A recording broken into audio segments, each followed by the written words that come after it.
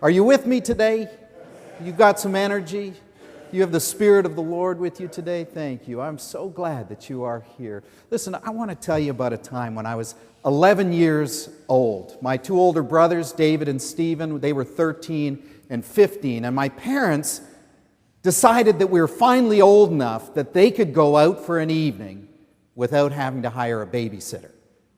Now, if I talked to my parents about that, they would say, it's not that you were old enough, it's just that we ran out of babysitters who were willing to hang out with you guys. But no, they figured we were old enough to be left on our own for an evening at 11, 13, and 15. And that when they did go out, they always left us two things. They left us, first of all, instructions, and then they left us a bit of a warning. Actually, I'd even strengthen warning to threat. The instructions went something like this. There's a snack in the fridge, or there's a snack on the counter. You guys can watch all the TV you want, but make sure the TV goes off at 11:30, and by midnight, lights out, and you're in bed. In bed, lights out, going to sleep. That was the instructions. Now, the warning went something like this. Now, we'll be home sometime around 11, 12-ish. In other words, threat, we could come home at any time. Be on your toes. Now, the problem was where my family and I lived at the time, this little suburb outside of the city of Toronto picked up city television in Toronto. Channel 79, Cable 7. We didn't have cable, but we could get it. Remember the old UHF dial? We could get it on UHF, Channel 79, and on Friday nights at midnight, Channel 79 ran adult movies. In fact, they called the program the Baby Blue Movies. Now, if Mom and Dad said we're going to be out look at how attentive everyone is today all of a sudden. If Mom and Dad said we're going to be out Friday night, boy, the whispers in our house among my brothers and I is like, Friday night, Mom and Dad are going, Baby Blue Movies. Now, we had to do what they did in the Jewish community during biblical times. We had to set up a watchtower. A watch system. In biblical times, Jewish communities set somebody on watch at the outside of the community, so if there were any invaders or there were any threats, that person on watch or those people on watch could wake up the community. They could protect themselves. And in the biblical Jewish community, there were three watches. First watch, second watch, and third watch. Well, that worked out well for us. There were three of us, three brothers. Only we didn't have set it up based on the clock or on hours. We set it up based on commercial interruptions. First commercial, second commercial, third commercial. And what happened basically was that two brothers got to sit down in the basement rec room in front of the television set. Well, one brother would be up on the main floor at the front door, nose pressed against the window, waiting for headlights to come around the corner. And that person would shout, Mom and Dad, or headlights, and we could turn the TV off, scramble through the darkness and get under the covers and do our best impression of sweet darling children sleeping. I say impression because every parent knows it's just an impression, isn't it? Kids are faking it all the time.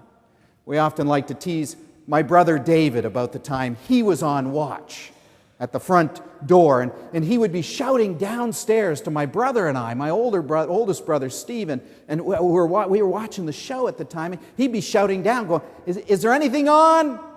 We'd say, nope, nothing on, keep watch. Wait a few minutes, and then he'd shout, is there anything on? No, just keep watch, everything's fine. Finally, David's impatience got the better of him, and so he came downstairs to see what was on the television.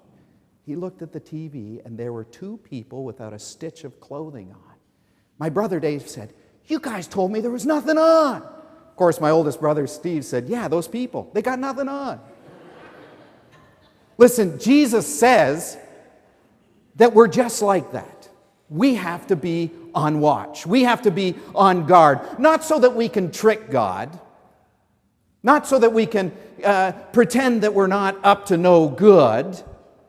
Jesus says we have to be on watch so that when He returns, so when His Spirit of love, His Spirit of truth, when His Holy Spirit, when His life breaks in on us, we are ready to receive it because we recognize it and can welcome it. If you think we're getting way on with anything from God, think about this is God who has the hairs on our head numbered.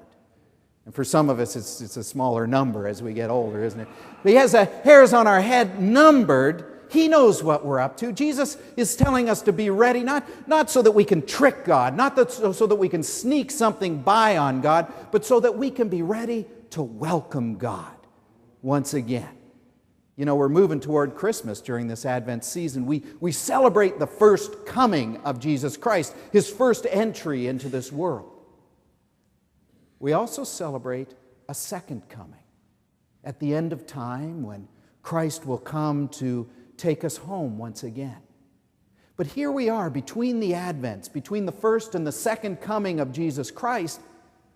I think Jesus also wants us to be ready, awake, on watch, so that we can receive Him even now, that we can welcome Him when He breaks in on us between the Advents.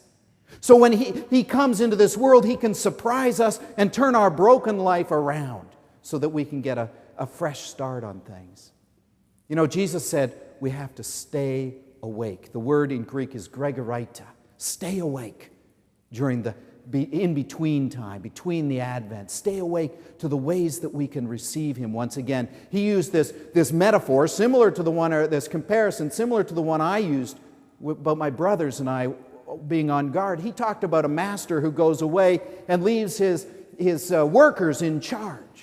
He says, be ready when the master comes home. You want to be ready, on watch to receive Him once again. And then at the very end of that passage in chapter 13, you heard Him say, stay awake.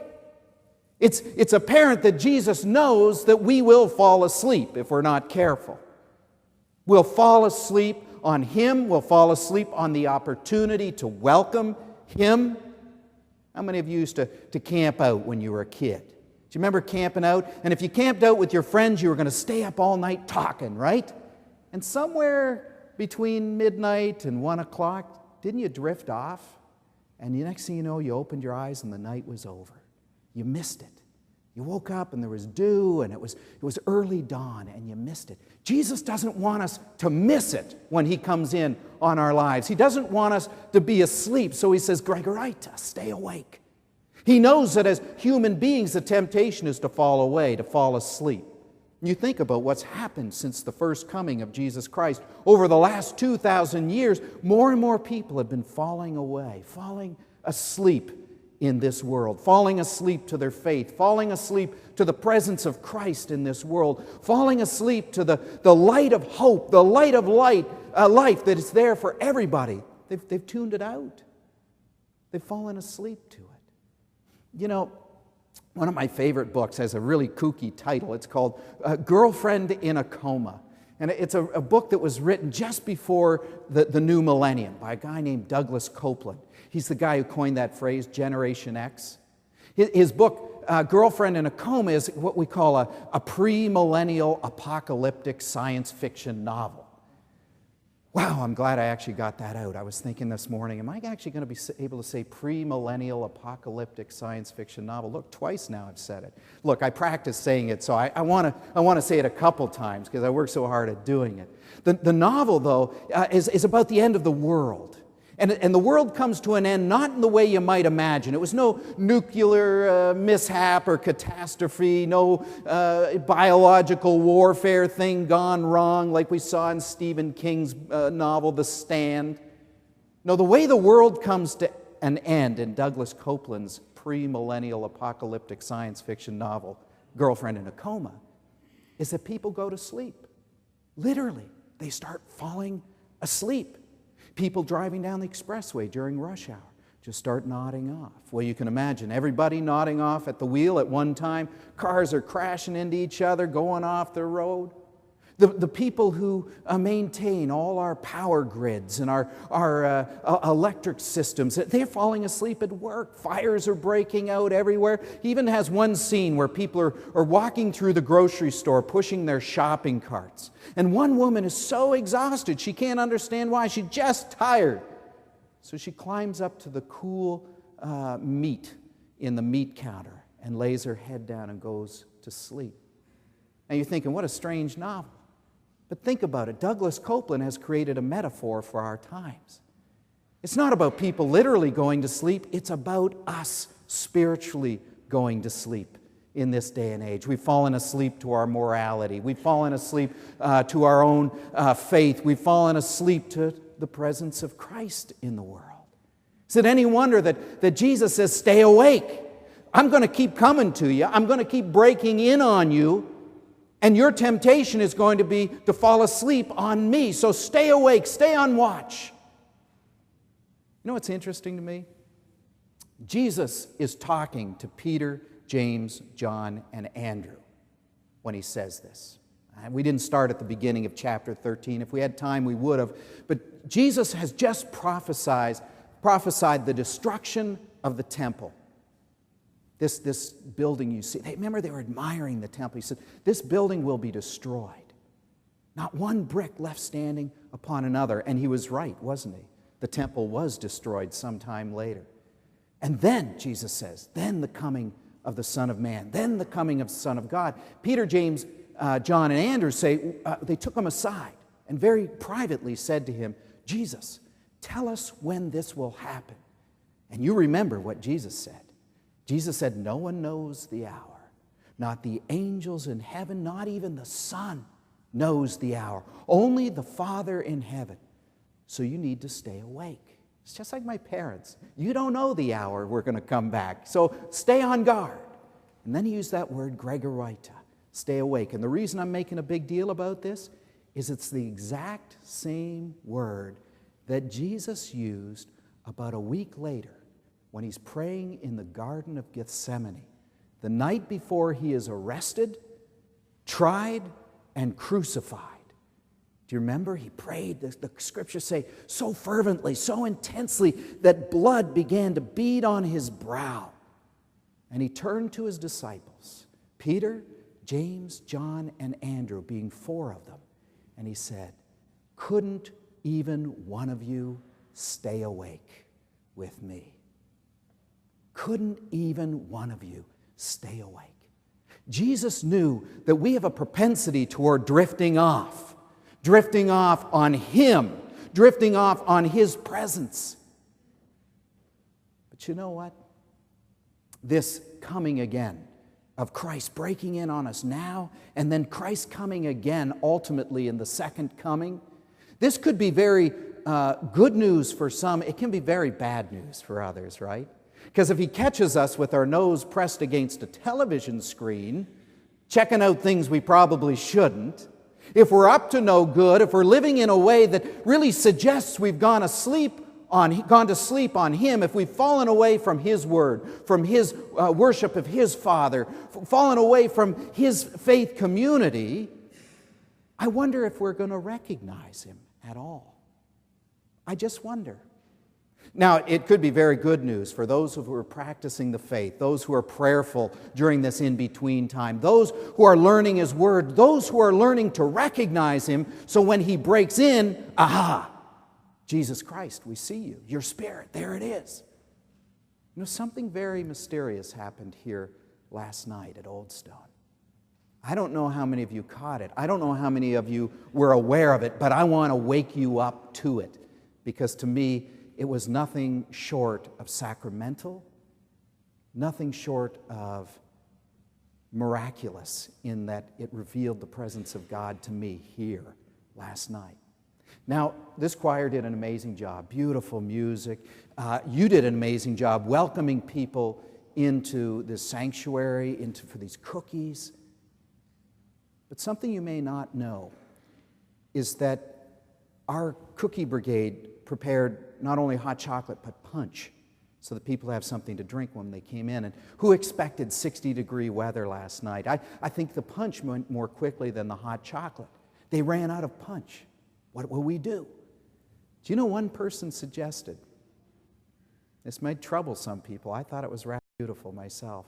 One person said, we do have some grape juice that we use for communion. We could use that. And I don't know how it transpired, whether they had a little head-to-head conversation, should we, shouldn't we, but they did. And I looked around the room, and here are people eating cookies, and drinking the sacramental juice. And I thought, oh my goodness, the presence of Christ is with us. We've just served the Eucharist, the sacrament, to these strangers from the wilderness, these people who came in here to have their spirit, their soul restored. I hope I'm waking you up to the presence of Christ today in our midst. It came by your graciousness. It came by your willingness to take a risk. It came because I think in your heart of hearts you've been worshiping God all along. You've been studying His Word. You know what it is to extend the hospitality of Jesus Christ. And so when the need came, you did it. We'll have bread and juice today, but somehow I sort of wish it was cookies and juice. Because last night, the presence of Jesus Christ was born in this place once again. It was revealed to me, and I know to some of you, when those cookies and that sacramental juice was shared. Listen, folks, we can live our lives in fear. We can live on edge, worried that Jesus is coming back anytime. We better look busy. We better fake it. But you and I both know that the God who knows the number of hairs on our head, He knows what we're up to.